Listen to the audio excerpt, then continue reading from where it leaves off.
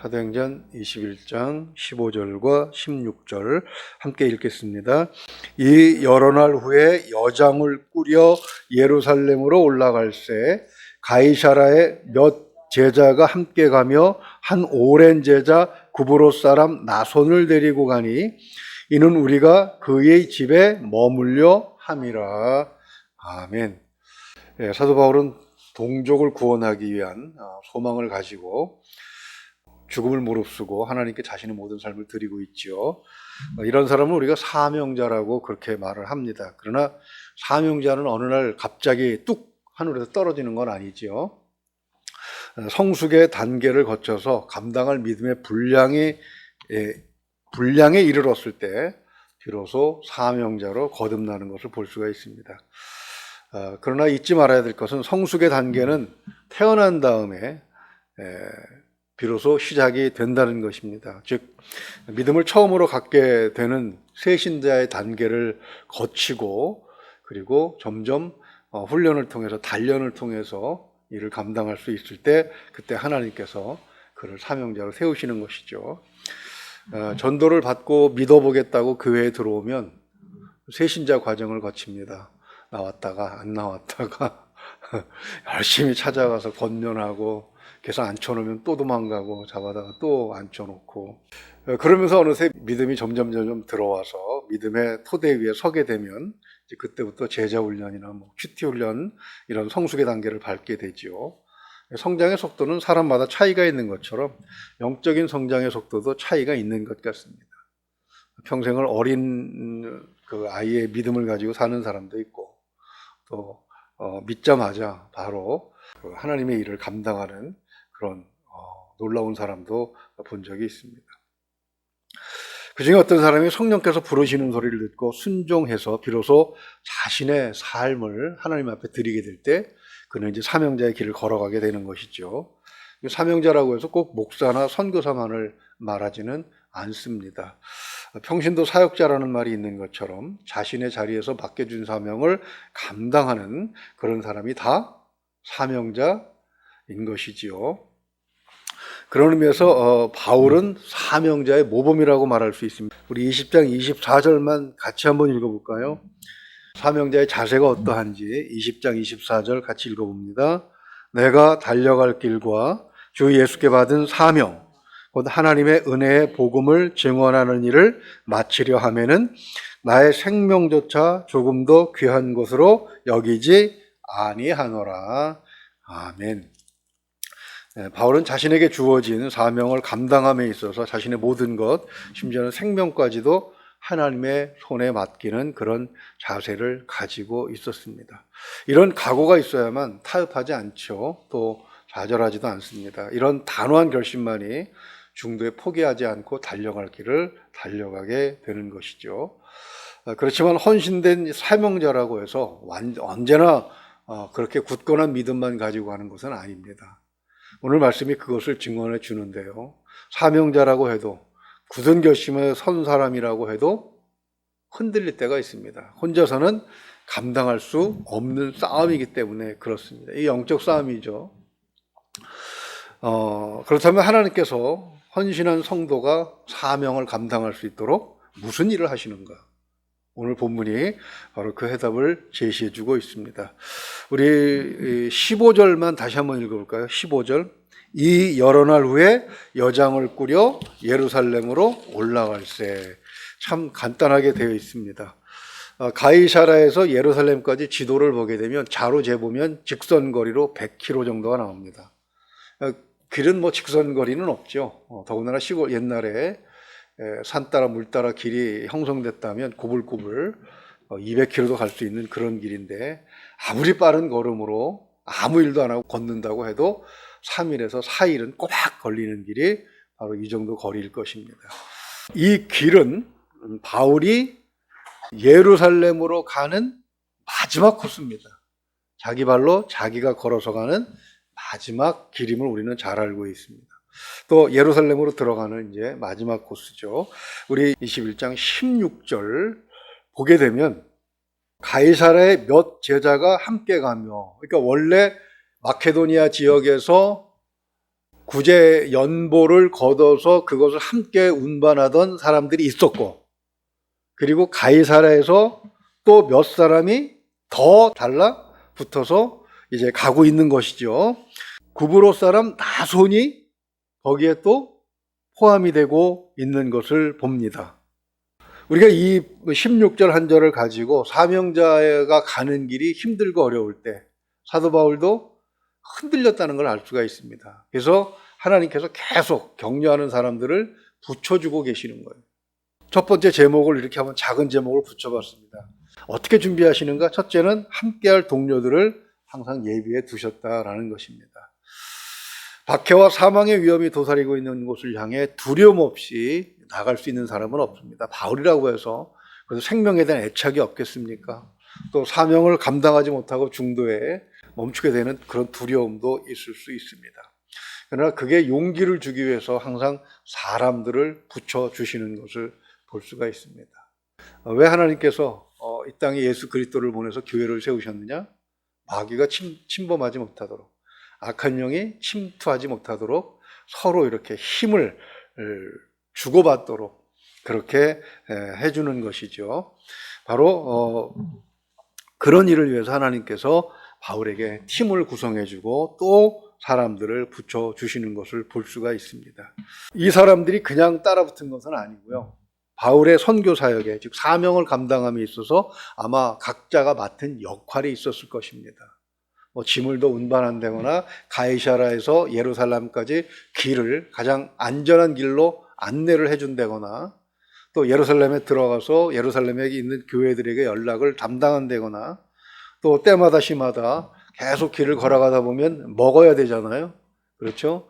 때때로 식사를 준비한다거나 오늘 교회에서도 보면 여전도에서 그 주일마다 식사를 준비하지요. 벌써 그게 1년째 넘어가고 있습니다.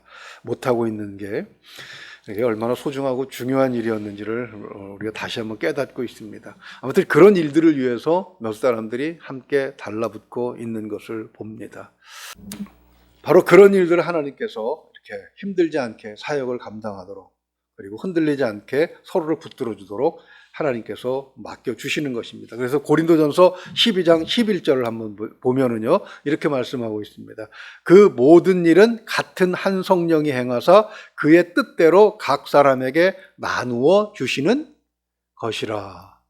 그러니까 성령 하나님께서 나누어 주시는 일이기 때문에 강대상에서 말씀을 전하는 사람이나 주방에서 설거지를 하는 사람이나 결코 하나님 앞에서 높고 낮음, 중요하고 덜 중요하고를 가릴 수 없다는 얘기죠. 각자 사명을 감당하고 있는 것입니다. 서로 다른 역할로 팀이 구성되기 위해서는 너와 내가 다르다는 점을 인정해 줘야 됩니다. 각각의 다른 달란트를 가지고 서로 협력해서 일을 할 수가 있는 것이죠.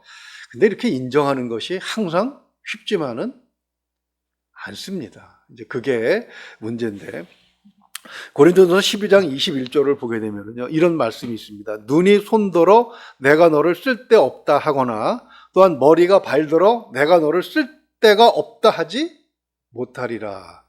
이렇게 말씀하시는 얘기는 고린도 교회에 서로 네가 잘나니 내가 잘나니 너는 쓸모없어, 너 같은 건 교회 없는 게 좋아, 뭐 이런 이야기들이 오고 갔다는 그런 반증이기도 합니다. 사도가 왜 고린도 교회에 이런 권면을 하는 것이겠습니까? 인정하라는 것이죠. 서로. 그래야 비로소 교회가 사랑스러운 교회가 되고 그리고 하나님의 사명을 감당할 수 있는 그런 교회가 되는 것입니다. 교회에서는 우리가 직책이라고 잘 하지도 않고 직위라고 하지 않습니다. 직위라는 것은 높낮이가 있습니다. 그래서 뭐라고 얘기하냐면 직분이라고 얘기합니다. 바로 그렇게 지금 사도 바울에게 이렇게 사람들을 붙여주시는 것이죠. 그 다음에 두 번째로 오늘 본문에서 알 수 있는 것은 기거할 집을 예비해 주신 것을 볼 수가 있습니다. 16절을 보게 되면 구브로 사람 나손의 이름이 언급되고 있죠. 그 여러 사람이 합류했는데 오직 이 사람의 이름만 그 언급되고 있는 이유가 무엇인가? 그런 예루살렘에 집을 가진 헬라파 유대인입니다. 구브로 사람이라고 되어 있죠. 나손이 바울 일행을 따라 예루살렘으로 올라가는 것은 바울 일행을 자기 집에 머물게 하려고, 그렇게 숙식하도록 해주려고 따라가고 있는 것입니다.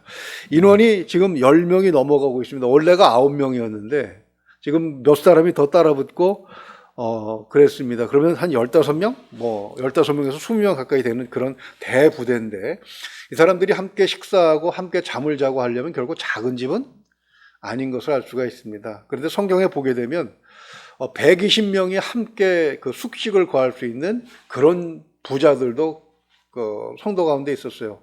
마가 요한의 집이 바로 그랬죠. 성령께서 임재하실 때에 그때 그 120문도가 머물던 집이 바로 예루살렘의 마가의 집이 아니었습니까?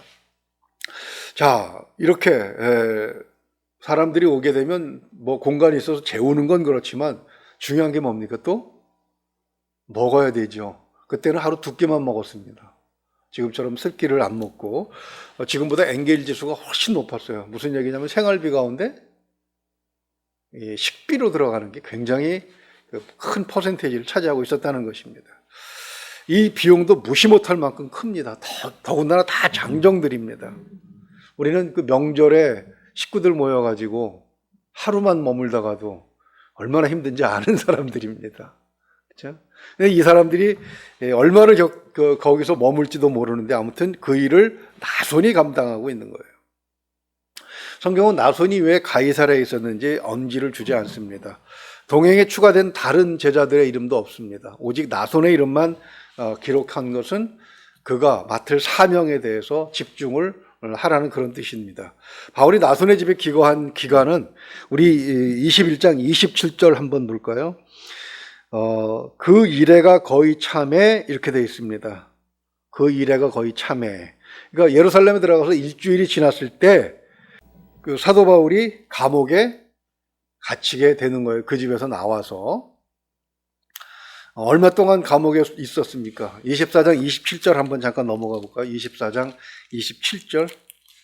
이태가 지난 후 이렇게 되어 있습니다. 이태가 도대체 얼마나 긴 기간입니까? 이태. 2year. 영어 성경은 그렇게 되어 있습니다. 2년입니다. 감옥에 예루살렘에 들어가서 일주일 나손의 집에 머물렀다가 그 다음에 감옥에 갇혀서 2년을 있게 되는 것이죠. 성령께서 각 성의 제자들에게 예언하신 내용이 그대로 이루어집니다. 아무튼 그건 일주일이 그렇게 중요했다는 얘기죠. 일주일 동안 바울과 그 일행이 나손의 집에 머물면서 예루살렘에 구제헌금을 전달하고, 그리고 바울이 그 자기 동족들을 구원할, 복음을 전할 기반을 닦는 데 있어서 이 일주일은 감옥에 있는 2년보다 훨씬 더 중요한 기간이었음을 이 나손이라는 이름을 통해서 우리는 짐작을 해볼 수가 있는 것입니다. 부자죠. 이 정도를 감당하려면 아무튼 부자여야 합니다. 부자는 참으로 걸리는 게 많습니다. 우리 그런 얘기를 합니다. 왕이 되려는 자는 왕관의 무게를 이겨야 한다. 그렇죠? 많이 가진 사람일수록 그만큼 감당해야 될 일이 많다는 얘기입니다. 높은 사람들의 눈치도 봐야 되고 처신도 잘해야 되고, 그런데 2년간 수감될 사람을 입히고 재우고 한다는 거, 그거는 엄청난 위험을 감수해야 하는 일입니다. 아프가니스탄에서 악착같이 자기 조국을 탈출하려고 하는 사람들이 어떤 사람들이었습니까? 서방 사람들을 도와주었던 사람들입니다. 단지 그 외국 부대와 외국인들을 도와주었다는 것 때문에, 외국 대사관에서 근무했다는 것 때문에 그들은 생명의 위협을 받고 그래서 도망가야 하는 것이죠. 그만큼 위험한 일임에도 불구하고 그 일을 감당하는 겁니다. 나손은 그러면 바울이 그럴 위험에 처할지 몰라서 그런 것이냐? 그렇지는 않지요. 나손은 11절에서 아가보가 예언할 때 그 자리에 있었을 것입니다. 그것을 보았죠. 또 오면서 얼마나 많은 이야기들을 했겠습니까? 그 예언을 듣고도 바울 일행을 자기의 집에 지금 모시고 있는 것입니다. 어떻게 그럴 수 있는가? 그리고 나면 엄청나게 큰 압박이 그에게 다가올 텐데 어떻게 할 수 있는가? 믿음이 없이는 그렇게 할 수 없다. 은혜 받은 게 없이는 그렇게 할 수 없다는 얘기입니다. 그래서 믿음도 중요하지만 믿음 생활하면서 은혜를 받는 것도 굉장히 중요합니다. 하나님은 믿음도 주시지만 은혜도 주시는 분임을 우리는 믿어야 합니다. 하나님께 헌신한 사람이 아니고는 결코 할 수 없는 일을 하는 것이죠. 그래서 나손도 바울과 함께 이 마지막 사명을 감당하기 위해서 헌신된 그런 사명자로 지금 그의 이름이 우리 입에서 회자되고 있는 것입니다. 이렇게 봤을 때 우리는 어떤 결론을 내릴 수가 있습니까? 헌신자에게는 항상 필요한 것을 하나님께서 예비하신다. 바울의 앞길에 필요한 동료를 붙여주셨고 기거할 집을 붙여주셨습니다. 그것이 핍박을 앞둔 바울에게 얼마나 큰 힘이 되었겠습니까? 그것은 곧 하나님께서 자기와 함께 하신다는 증거로 받아들여지고 그는 어떤 그 고난 앞에서도 흔들리지 않을 수 있었던 것이죠.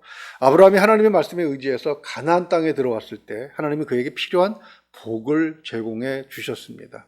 모압 여인 룻이 남편도 없고 자식도 없으면서 아무것도 없는 시어머니를 따라 유대 땅 베들레헴에 들어올 때 오직 하나님만 의지했더니 하나님은 누구를 예비해 두셨습니까? 보아스를 예비해 두셨잖아요.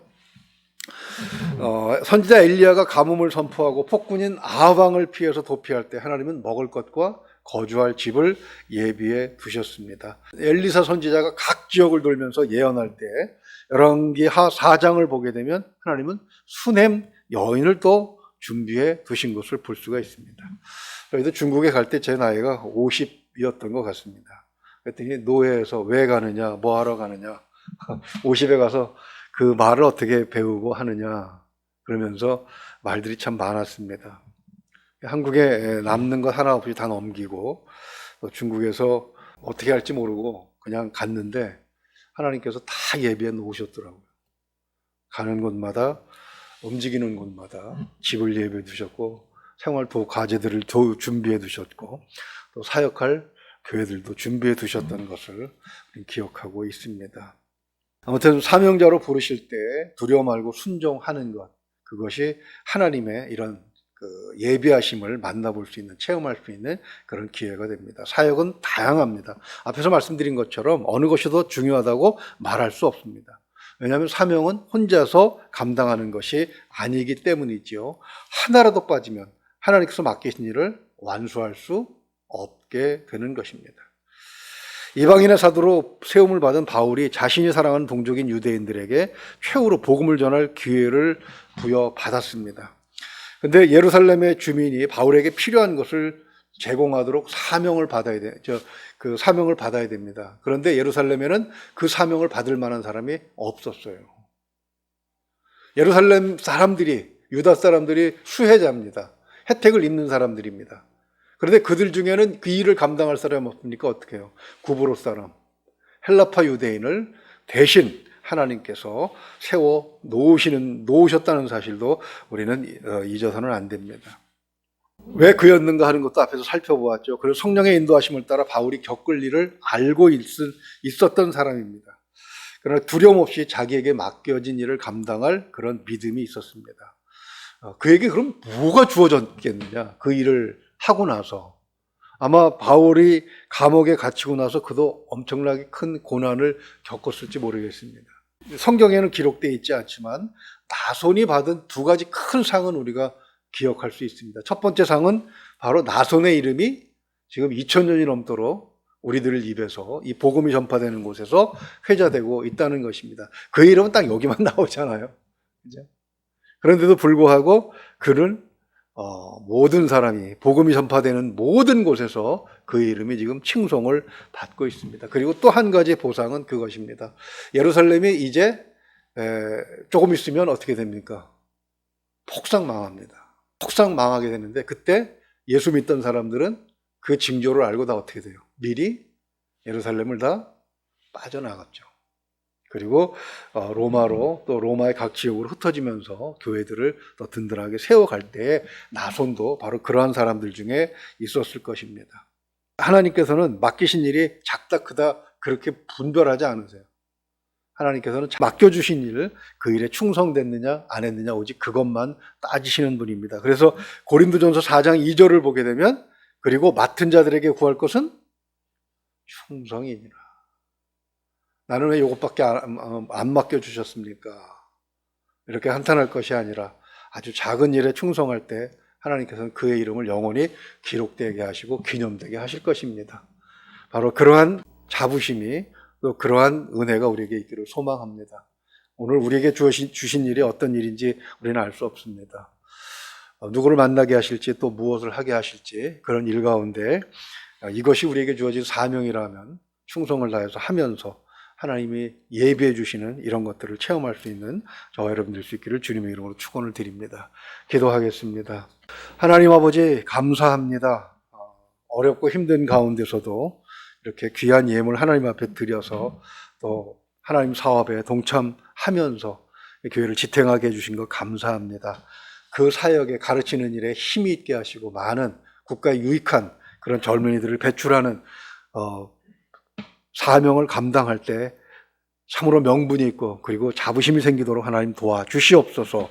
어려움 앞게 하여 주시고 더 많은 학생들을 가르칠 수 있는 기회도 허락하여 주시옵소서. 우리 성욱이가 이제 취업 준비를 하고 있습니다. 하나님 좋은 일 허락하여 주셔서 하나님께서 크게 쓰시고 또 하나님의 일에 큰 열매를 맺는 귀한 인물이 되도록 도와주시옵소서. 하나님 우리에게 맡겨진 사명들이 하나님께서 주신 것이라면 크고 작음이 없음을 우리가 살펴보았습니다. 하나님 단지 일주일간 집을 빌려준 것일 뿐인데도 불구하고 그의 이름은 2000년 동안 소멸되지 않고 주님 오실 때까지 영원히 사도행전에 남아 있습니다. 하나님 참으로 하나님께서 맡기신 사명에 그 소중함이 어떤 것인가 하는 것을 우리가 잊지 않게 하시고 오늘 내게 주신 일, 오늘 내게 맡겨주신 그 작은 일들을 소중하게 감당하는 그런 지혜가 있게 하여 주시옵소서. 의지하오며 우리 주 예수 그리스도 이름으로 기도하옵나이다. 아멘.